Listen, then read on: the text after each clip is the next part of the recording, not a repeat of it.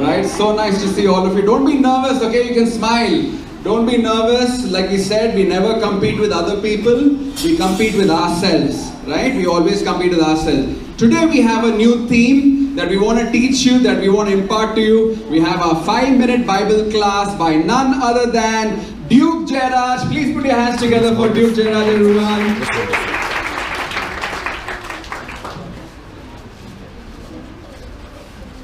For a brief devotion this afternoon, I thought I'll talk about why the famous Usain Bolt didn't have the kind of farewell that he was dreaming about. He wanted to go out as the fastest man in the world when he retired in the World Athletic Championships in London. But you know what happened? Usain Bolt lost.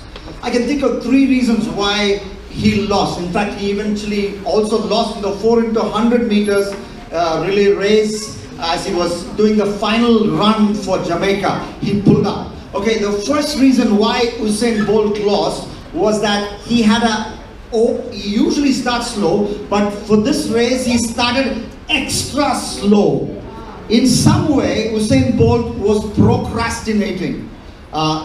Kids, boys, girls, ladies and gentlemen, let me tell you that the Bible discourages us from any form of procrastination. In the book of Corinthians, Paul writes, now is the time of salvation. So whatever may be your task, be it doing your homework or turning from sin to come to Jesus, don't procrastinate.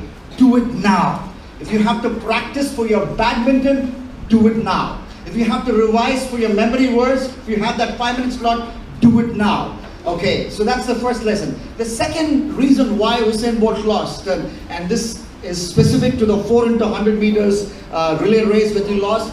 He was waiting in a cold room while they had a number of celebrations in the ground. So this room was getting cold, and he and his other athletes were in an AC room kind of setting. So his body sort of started becoming cold. And then his running partner was talking about it to the press. But I thought if Usain Bolt had just come to the ground, if he took some permission and said, you know, he's an experienced athlete. If he said, no, if I stay in this cold room for another 15 minutes more, I'm going to cramp, I'm going to crash in my run. You know, he would have actually still won the 4x100 meters, you know, goal for Jamaica. Now, young people, let me remind you that there are times in our life, every time in our life, that we need the warmth of fellowship. When I was in ITES school, well over between the 40-minute lunch break that I had a small Bible study prayer fellowship. 40 minutes, 10 minutes of that was for Bible study and fellowship. That is why you must continue to be part of your church youth fellowship.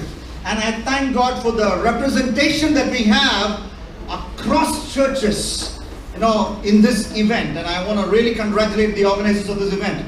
And that is why fellowship is so important. When we are all together, and when we are talking, when we are reading, when we are singing, when we are rubbing shoulders with each other, there's the warmth of God that rubs in, and then temptation is easier to overcome. And the final thing that happened to Usain Bolt, I read this could, maybe it's wrong, maybe it's correct. I heard that Usain Bolt, the night before the 4x100 meters race, he was dancing with the girls till 6 a.m. in the morning.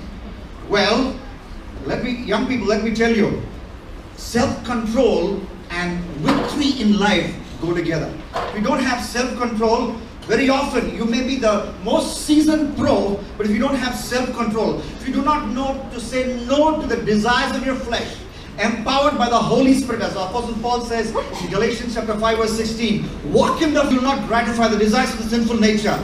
Chances are, you know, if you don't say no, then you might lose. But we have the Holy Spirit with us. As we go out into this world full of temptations, the power of the Holy Spirit is with us. And empowered by the Holy Spirit, we can live a victorious life.